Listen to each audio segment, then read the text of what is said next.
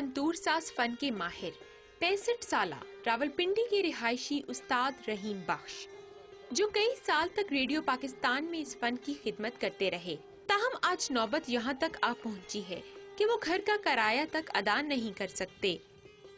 वो कभी किराया बढ़ाने की बात करने लगता है, कभी कुछ, सब परेशानी है।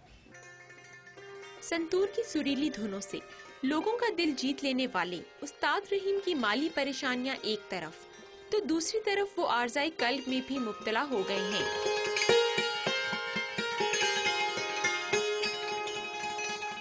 ये हार्ट अटैक जो हुआ है बड़ा हाई लेवल पे हुआ था।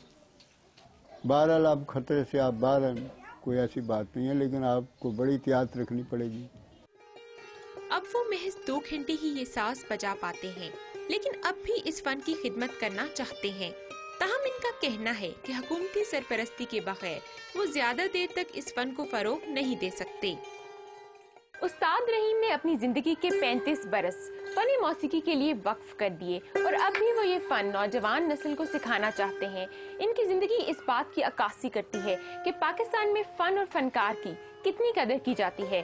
कैमरामैन आसिफ मिर्जा के साथ अनीसा इलियास, डॉन न्यूज़, रावलपिंडी।